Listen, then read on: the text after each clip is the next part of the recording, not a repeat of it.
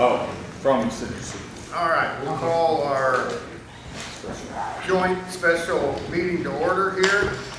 I believe we have some issues we're going to discuss here as far as some funding. I was really pretty well, I'll turn it over to Mr. Hoff here and to Mr. Benton and Mr. Hoff on the way to handle some things. All right, welcome here. So yeah, we had this thing about the Jesse subdivision kind of brought up to us spontaneously at our last meeting, and so we called this meeting because we got to figure out what we want to do as a county. You know, I think it comes down, in my opinion, to a couple different things. I mean, do we, Justin? You want to pull a chair up here? Or are you good? Okay. I mean, it comes up to really, in my opinion, do we want to help or not? And if we do want to help, do we want to do it with the county doing it, or do we want to hand it off to the redevelopment commission? And then if we do want to do that, we're going to have to come up with some guidelines as a commissioners and council group that we want to work with. Because I mean, let's be wishful or hopeful that several people, over the next years want to do something. And we only have a limited amount of funds, so we have to figure out if we're going to help people, what standards we're going to use as a group to tell people we're going to help, because we probably just can't help everybody that comes here. So we need to have a set of standards, in my opinion, that we work under and we use. I mean, we have ordinances and we have things, and if we're going to help people, we need to definitely, that'd be the first step. So that's just my thinking of what we're here for. I don't know what you want to add, Jim. Well, several things have been brought up, whether we do use commissioners and the council or we use our redevelopment. I feel like as far as that's what the redevelopment commission is supposed to do. So I think a lot of this we ought to be throwing it at the redevelopment. And then the council set up what we're gonna fund, how much a year, or whether we're gonna come to the council as a redevelopment commission to ask for a certain amount of money. As far as grading the things that are coming in, I don't know how we do that. I guess to me, that's why we got this RGL group, to help us with that. Does anybody have anything to add to that? Isn't that why we hired them? I've been on redevelopment for 4 months. Do they have a budget line item that is contributed every single year? Yes. And they have some money left from AK Steel settlement. We have some, we don't have a lot. But it's only because that, we've never had a project, so we just ask for what our previous year's budgets are. Right. Like if we funded what came to the commissioners last time, it'd be gone, and we couldn't really do anything because we've got half of it tied up for the next 5 months in the CD, and then we have some that are set to renew in 4 days, and it would pretty well, it'd be gone after that. If it went to redevelopment said this is a good idea, let's fund it, and so I just didn't know from a budget perspective if it's something that. I mean, I think in the past how we've always handled this is if we had a plan, we would fund it. Redevelopment really hasn't been active since the AK Steel bonds, just to be really honest about this deal. The first thing we worked on, it wasn't really redevelopment. We helped out here at Rio a little bit on this thing, and then, this request was brought to us. But I think just moving forward, that's why I told Jim I thought we need to meet as a group here. We really got to come up with a strategy of how we're going to move with these projects forward. Because I think there's other people that are going to probably try to make some capital investments, and we are a limited resource county. I mean, we just don't have unlimited supply of money. So we need to come with a policy of what we want to do, in my opinion, moving forward. What do you think an ROI on a project should be as a threshold? Well, the 7 council's years. always handled this on an individual basis. There's never been a line. Come and say, well, this is X number of dollars or whatever. So that's something that probably needs to be discussed. And if you want to set a line or you want to continue to do it on an individual basis. Are you suggesting we set a line, or are you suggesting we put some I'm just- parameters, or? I'm just saying, I think we need to come up with what we're okay to do in here. You know what I mean? I don't know if it has to be a hard Yeah, number. Every project's different. I mean, Every project. you know, since I got on here when Jack was on here 10 years ago or whatever, you know, we've always said this, bring us a project and we'll figure out if we can help. You know what I mean? And 10 years ago, we probably would have never even thought about helping on a project like this at all, just to be honest. We would have said, well, if you're gonna build four, and this is still kind of how I feel, if you're gonna build 3 or 4 houses, you probably have to take care of this. If you're gonna have, you know, when the thing happened out at Rio, we kind of made a decision then, we didn't really formalize this, I guess, that we would help with the roads, you know what I mean, was our, kind of our stance. So I mean, you know, that's a pretty substantial part of doing something, so I don't. But it wasn't just help with the roads, it was complete your project, follow our said subdivision ordinance, apply for ready funds, and once your project is complete, we will fund. So it was like a 50-50. So if he doesn't complete the project based on our subdivision ordinance, we don't have to give the funds.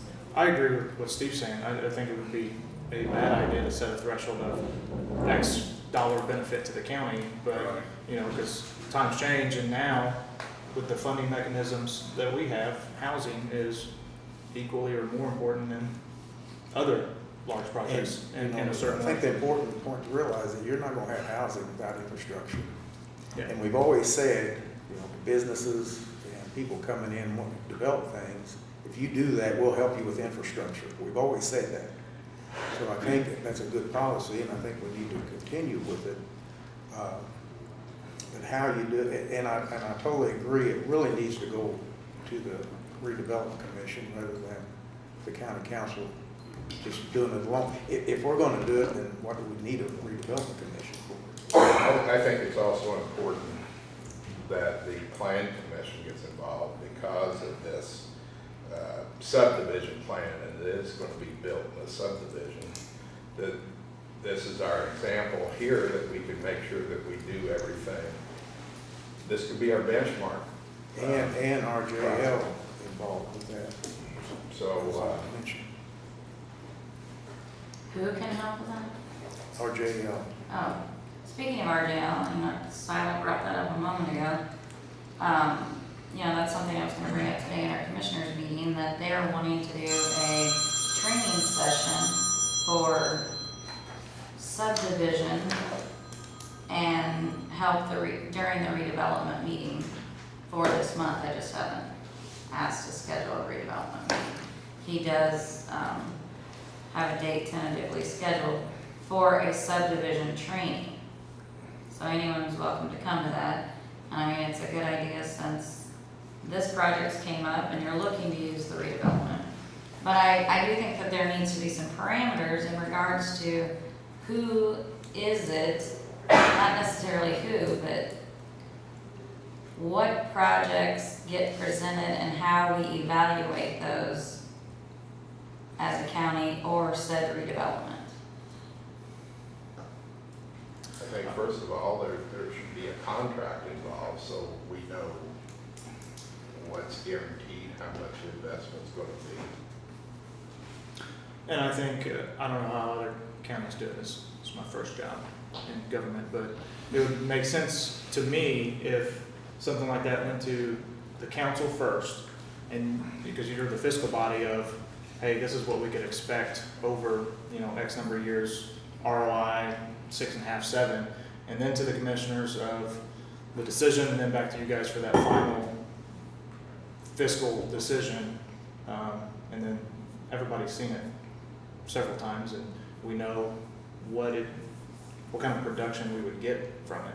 I mean, because when it came to us, if you watch the video, I was like, in my head, it sounds good. It's $80,000. We could look at removing a barrier and go elbow off of it, go one way, but I'm not the money guy. You know, I don't know what that would look like from a budget perspective or a collection perspective on lit, property taxes, all those things. Well, I think we're looking at it in a, It's a 12 and a half or 13-year payback, rough math in my head. Including the lit. No, if you, for how many years it's gonna take us to get our money back on that, but, from property taxes. But on 4 houses. But if we put If you put two people working households and collect lit, and then the I lit that we guess collect by people that are building it, if they're. well, it's hard to figure out how much they're gonna make. I guess I could use the standard income for the county, but yeah. But that's what I'm That's saying, right. like, that would be good information to know. I mean, We also have a levy cap, so, you know, no matter how high we raise our assessed value, we still have a cap. yeah, That it's does it's take not play time today, though. to pay those dollars back. And in this But if you're talking situation, about that one specific project, then I would do more than 4 houses. I would, Right. I would run it right down that street. Because if you get 4 new houses there, you're gonna get more. I mean, that was what I That said. was my thought, That- one week Yeah, I ago. mean, I wouldn't look at just 4 houses, That- you know, that street goes on down through there, past several more lots. I would do the entire street. I think As this, a I beginning, mean, and that's see what- where it goes. I think that's where it goes to the redevelopment commission. In my opinion, you wanna do something, you go to them first, and if they approve your plan, then they can bring it to the next level. I mean, in my opinion, and I'm just one person here, but in my opinion, if you wanna do something, you take it to the redevelopment commission, they'll say, yeah, this is what you need, and they kinda need a checklist, and once they think the plan is acceptable, then they can bring it to the commissioners and the council. One of the questions that I had, I guess one of the concerns whenever it got addressed to us, didn't know anything about it, don't know things happen at a moment's notice, and that's fine.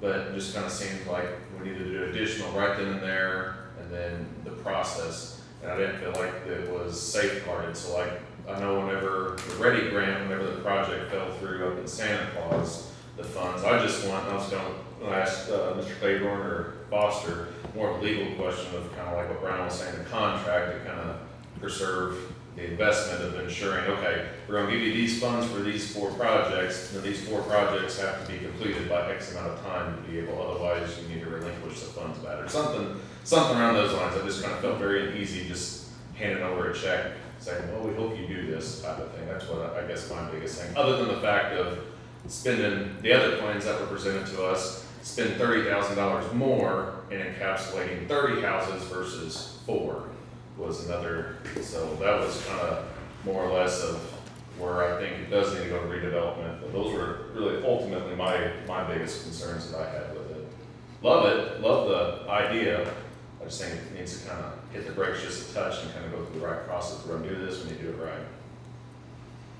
right. it doesn't, I think for no matter which board it falls under, I think it's very important that we follow our own subdivision ordinance. So we set examples for all developers that may come to play when utilizing our ordinances. And Does there's it, a lot of steps that go into play prior to even getting a building permit for a said lot. I don't know the answer to this, but does it matter that this was platted as a subdivision prior to our ordinance? Our ordinance didn't go in until 2002. Well, the subdivision ordinance has been out there prior to 2002. The one that we have now is 2002. Well, there was one prior to that from But this was- 1995. When was this platted in? 92. 1972, 72? Oh, 70. correct. Now, something that I throw out here, and y'all correct me if I'm wrong, but whenever somebody says they're gonna build a subdivision, they buy the whole area, and you have one person building everything. I don't see that here.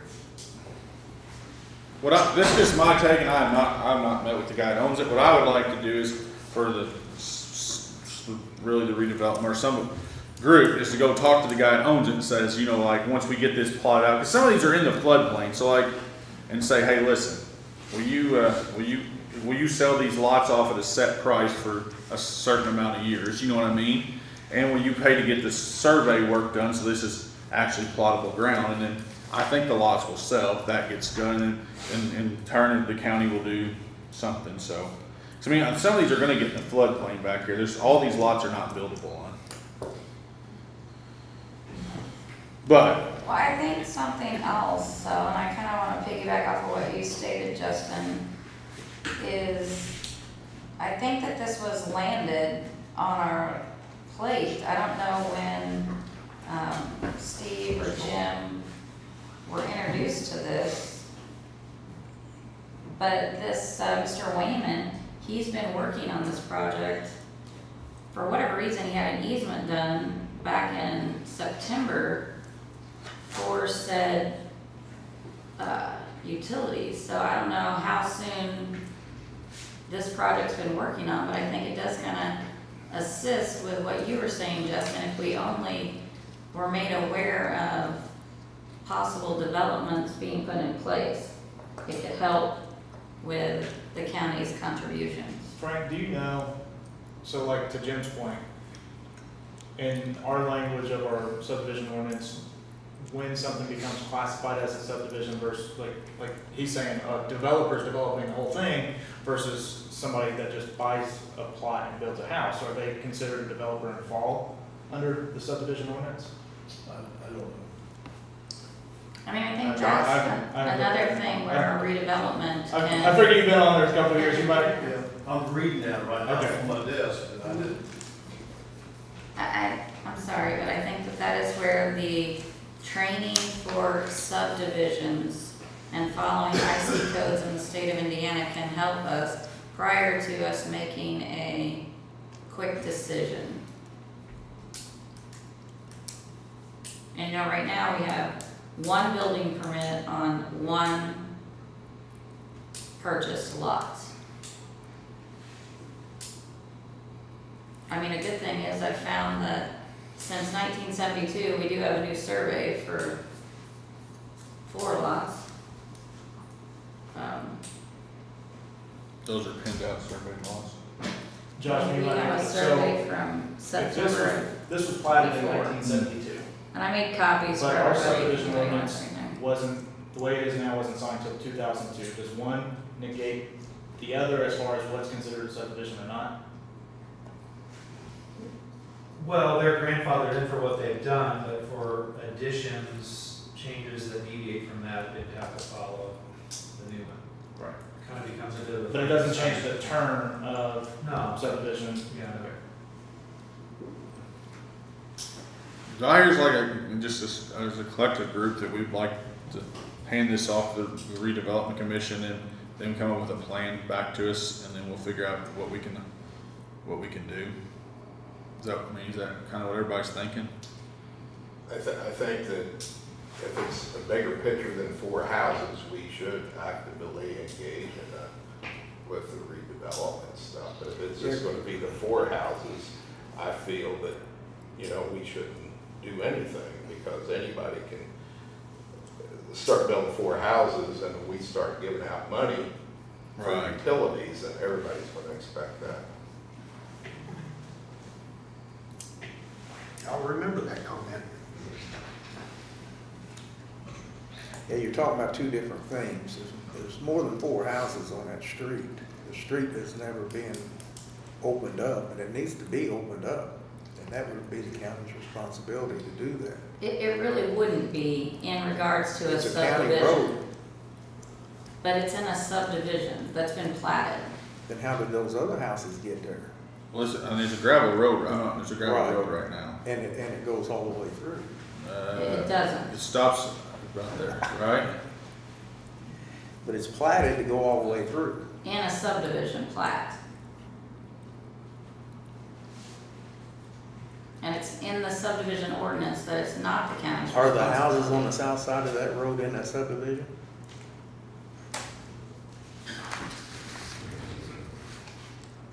I don't know.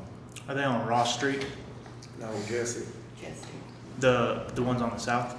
On the south, on the south side of the Okay. street, are those in the subdivision? Yeah, 1, 2, 3. They are. 4. Yeah, it actually, if you look at this whole map, is all this the subdivision then, Heather? yeah. There's actually some houses over here on the Ross Street too that are in that plot. Is that gravel or is that paved? I don't know the answer to that, do you? Heather, can you pass those out? Yeah, I made I copies think of, Jesse Street's on one gravel. isn't it? the Yes, smaller it's version of take one, pass it around. But, Take one, literally take a bunch of this. But this is also, the covenants from this plat that were listed office. What's our subdivision ordinance say about a road? I don't even know the answer to that. It says I that haven't it's the studied it. responsibility of the developer to build the road with a bond, and then once inspected to the specifications of our subdivision ordinance, we have the right to take that road over. It doesn't say the county is to take the road over. It says we can if we choose to. And I know we've had several, I wouldn't say several, but I can think of two right now that have been a subdivision for more than 20 years, and we just recently took the road over. One of the complaints on one is it wasn't built to specs.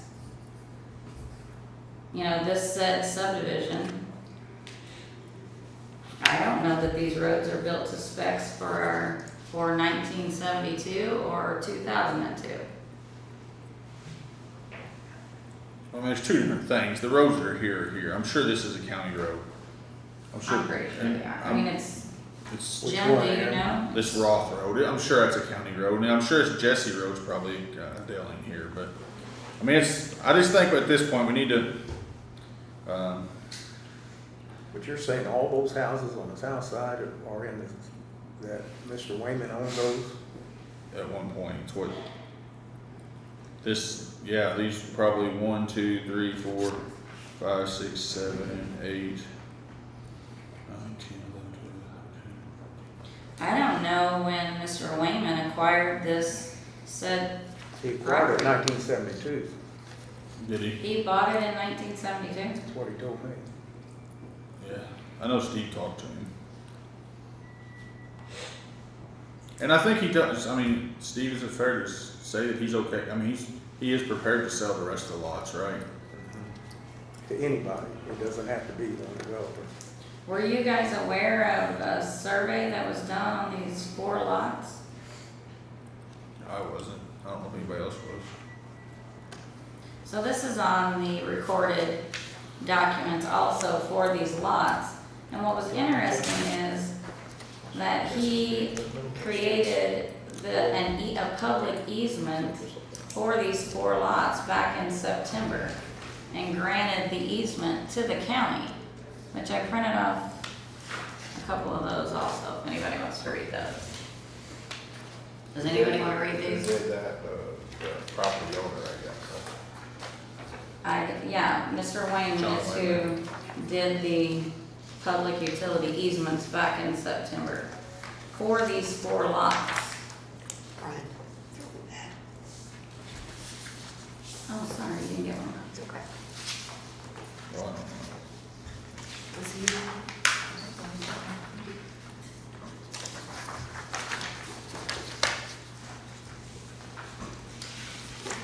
So I mean, I don't understand what made this gentleman put in this easement.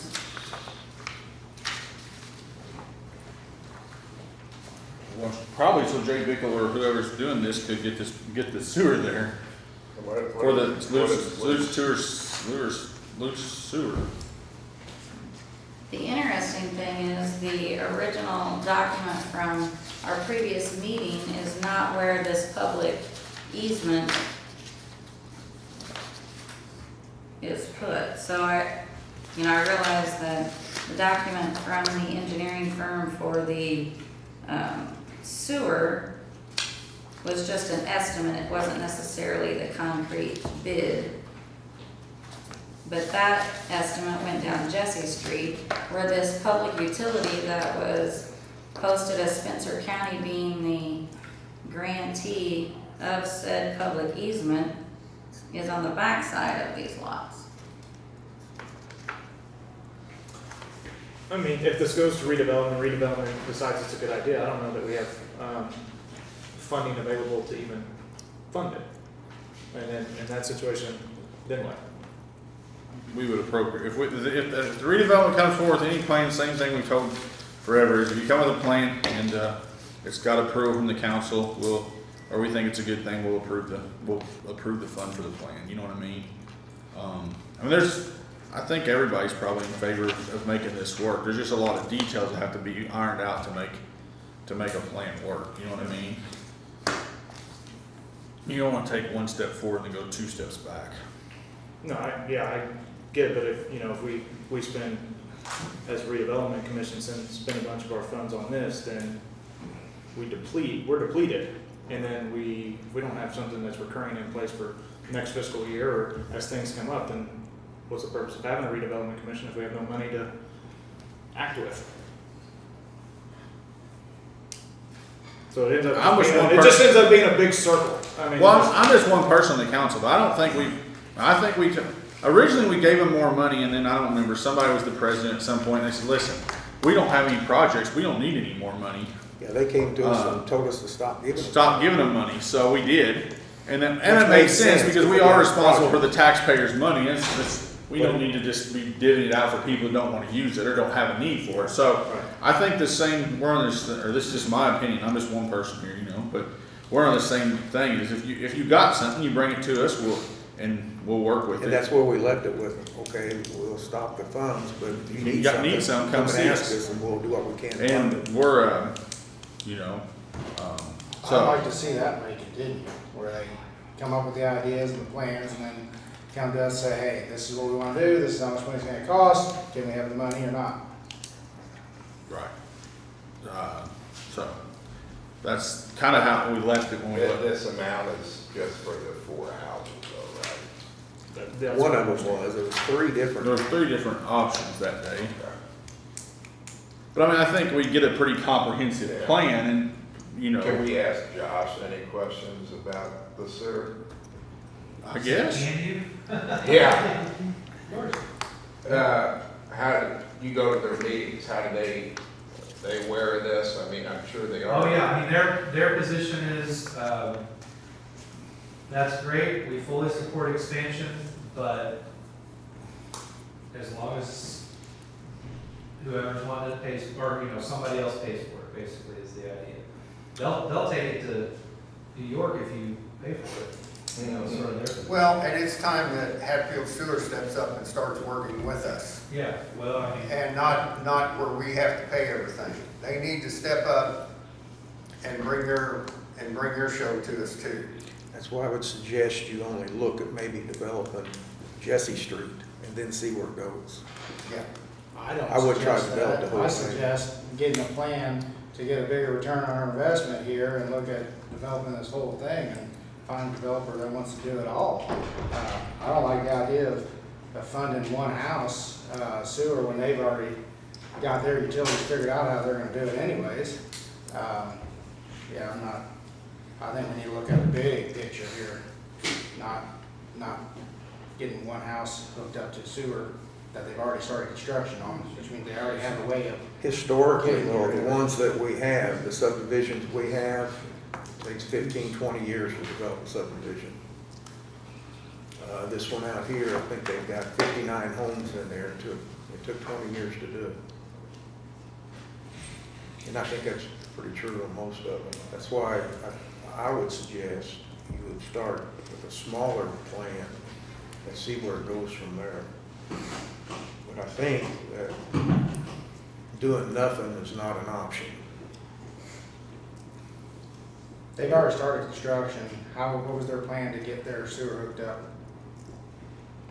Well, they were given some bad information by the Blue Sewer Board to start with, Which is, which was, it was gonna cost them about $10,000 to hook it up.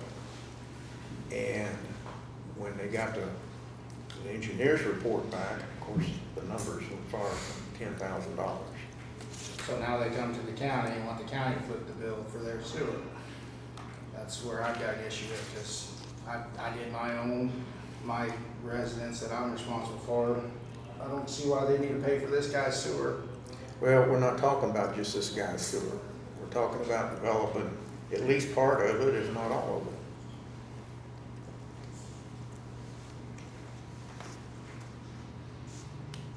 All right, And one of the reasons, and I've been approached too about another subdivision, and this would be one developer doing the whole thing, and it's going to be in the Rio area. And mean, it looks really, we're gonna be, talk to about that one too. That's really an exciting project, because you got one developer ready to go to do the entire thing. That would be great. Yeah. I'm a fan for that. I'm not on board with this yet. I think that I think what you're talking, Steve, is great information for our community, for, you know, our county. I do think that this is where understanding the state requirements for subdivisions, for housing, for sewer, our county's subdivision ordinance, I think is a great start for all of us wanting to help bring more development. I just think that there's a lot of information that is not being understood in the room when it comes to extending sewer lines for housing projects. There's more to it than just a sewer line. Well, in 1972, the restriction was the cost of house must be $20,000 or more, so I wish we had a time machine. It also states in there that it needs to have brick in this said subdivision. And I don't know what the parameters are of this current build. I don't know what the aesthetic of Who it is. declares that it's a subdivision? That's what I was confused on, the same thing. Who declares that it's a subdivision? Well, I mean, a rough count, based on the plat that we have from 1972, there's already 24 houses that have been built inside of that platted subdivision. So, you know, I don't know, but there's been about 24 houses built inside of the 1972 plat. When did this project go from, I guess, one building to a big development, I guess? I don't know anything about it. I mean, was this planned for a while, or was this? I think the difference in this one and what Steve's talking about, as far as subdivision, what he's talking about, that is a subdivision. I don't see this as a subdivision. That's just me. I see this as a street where we could maybe get hopefully 10 or 15 houses, and then hopefully the next street down, we get 10 or 15 houses right beyond that.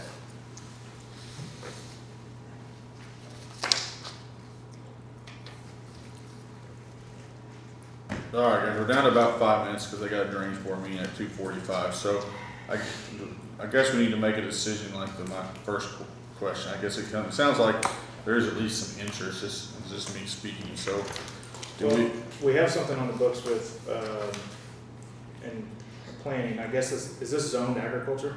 Like, because we don't do spot zoning. Frank, do you know?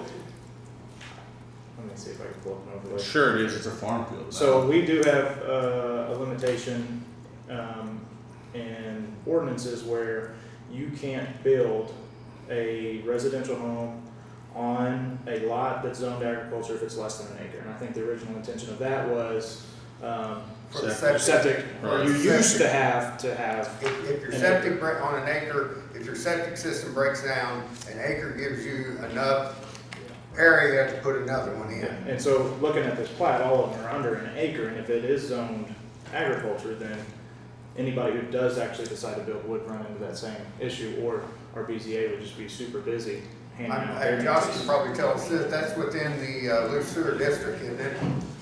Yes. Yeah. Yeah. So it has to be put on septic, or on your on the loose septic system, Well, right?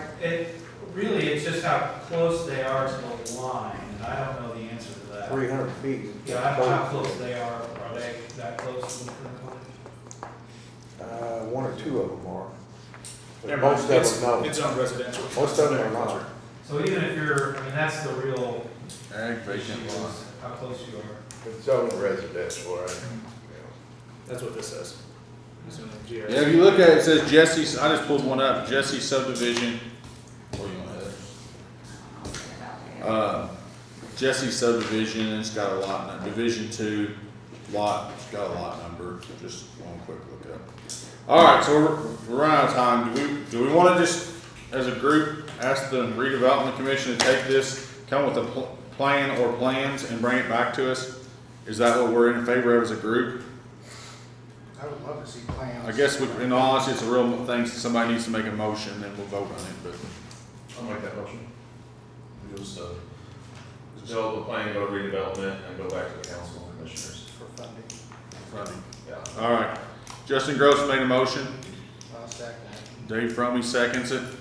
Any further discussion? Well, if they already have the funding, why would they have to come back to the council for funding? Frank, you got a comment? Yeah, is that just for this project or all projects? I think all projects, that's how we need to move forward. Right. And so Is present to the redevelopment commission. That way, everybody has a plan, nobody's surprised when they show up here, you know. I mean, they could spend their money they have, I guess, Steve. they've got the money now, or it depends on how much you want to do, yes. Yeah, I mean, So that part of it, you wouldn't have to come back to the council. Right. That money's already been. Well, I think actually for him to spend any money out of the redevelopment commission, it's gotta be approved by the council and the commissioners, Okay. is the way that's set up. Cause that's what, we did spend some money out there one time before. Is that right, Josh? I'm sorry. To spend money out of the redevelopment commission fund, it does need to be approved by the council and the commissioners still, right? That's how it was set up Even originally. though it's in there already in the I budget? don't think that's the state. Well, there may be an ordinance I'm not familiar with, I have to check. Typically though, if it's been budgeted, can be spent. But there may be a separate ordinance addressing it. We used, like when we built that building, remember and stuff out there, it was approved by. I don't think that's the state. Well, look, we can, Yeah, Josh we can need look to that check up on for us. you can look that up, but, all right, I got a motion, I got a second. Everybody in favor, aye. Aye. Any opposed? Motion carries. Tyler, get your meeting scheduled. It's my plan in the commissioners meeting. All right, I guess we'll look for a motion to adjourn. I'll make that motion. Do I have a second? Do I have a second? I'll second. Everybody in favor, aye? Aye. Any opposed? All right. Thank you. Y'all?